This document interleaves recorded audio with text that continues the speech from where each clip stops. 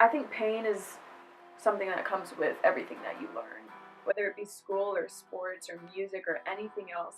I think that's a really important lesson, and that's one of the first times that I really learned that lesson in my life was learning how to play guitar. I started playing guitar when I was probably 10, 9 or 10. I think that's when I picked it up, and I didn't know how to do any chords or anything like that. I would pick up my sister's guitar without telling her and just play absolutely nothing.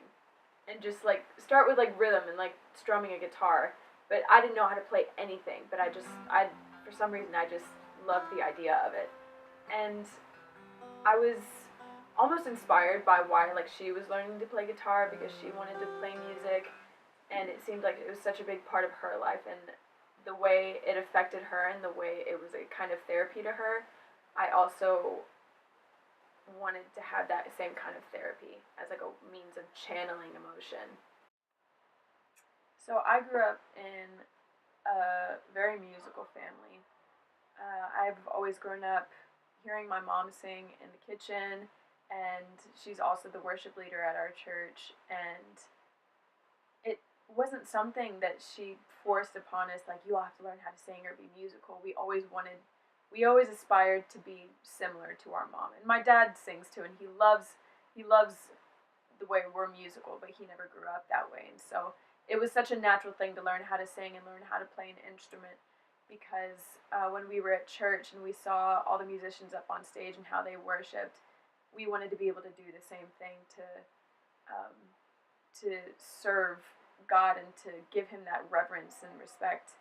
And it's not also just about worship. I mean, it's something that I enjoy. It's a talent that I think I was given, and there are so many different ways that I can use it. I use it. I play gigs at different restaurants with my cousin, who's also so musical, and she plays drums, guitar, and my uncle's a musical producer and filmographer.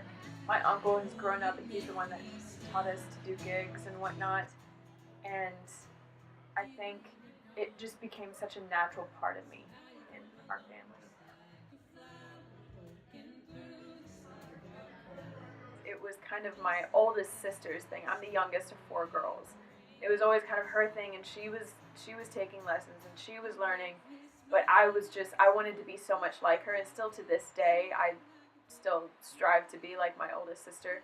The other ones are great, but I mean she and I just have this special connection, and um, I would always pick it up, and I wouldn't know how she would start playing the chords and whatnot, and so I would just push different strings and it hurt.